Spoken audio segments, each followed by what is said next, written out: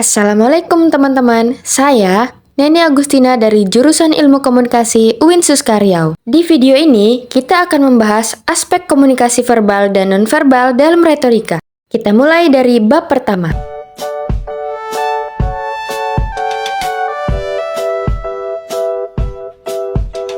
Definisi dan karakteristik komunikasi verbal dalam retorika. Komunikasi verbal adalah proses penyampaian pesan menggunakan kata-kata dan bahasa sebagai alat komunikasi. Dalam komunikasi verbal, informasi, gagasan, dan emosi diungkapkan melalui pemilihan kata yang tepat, tata bahasa yang sesuai, dan pengorganisasian kalimat dan wacana yang benar. Biasanya terjadi dalam bentuk percakapan sehari-hari, pidato, presentasi, tulisan, dan bentuk komunikasi lisan atau tertulis lainnya. Karakteristik komunikasi verbal yaitu kejelasan pesan, gaya bahasa, retorika, nuansa ekspresi, interaksi dengan pendengar, penggunaan bahasa yang tepat, dan keaslian dan kredibilitas. Selanjutnya, fungsi dan tujuan komunikasi verbal dalam retorika. Fungsinya yaitu fungsi persuasi atau mempengaruhi, fungsi edukasi atau mendidik, dan fungsi hiburan. Tujuannya yaitu mempengaruhi sikap, mempengaruhi tindakan, dan membangun kepercayaan. Aspek penting komunikasi verbal dalam retorika, yaitu kekuatan bahasa, kekuatan argumen, gaya berbicara yang efektif, penyesuaian dengan audiens, pemahaman konteks komunikasi, keaslian dan kredibilitas, penggunaan alat bantu komunikasi, kesesuaian dengan tujuan komunikasi, pemantapan pesan, dan responsif dengan pendengar.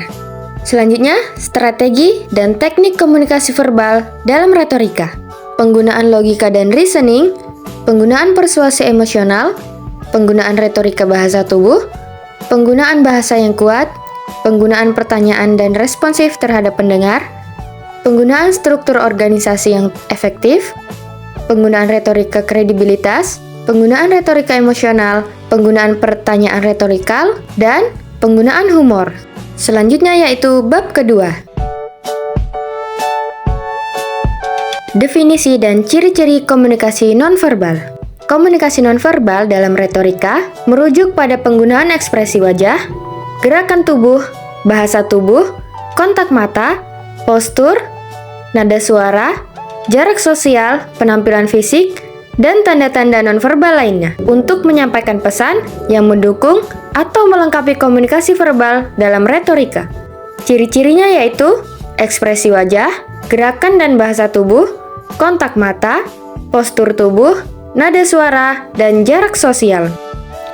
Peran komunikasi nonverbal dalam retorika yaitu meningkatkan kekuatan dan pengaruh pesan, meningkatkan keterhubungan emosional, menggambar keyakinan dan otoritas, dan menyampaikan makna tambahan. Jenis-jenis komunikasi nonverbal dalam retorika. Yang pertama yaitu bahasa tubuh, yang kedua ekspresi wajah, yang ketiga paralanguage, yang keempat proxemics. Yang terakhir yaitu bab 3.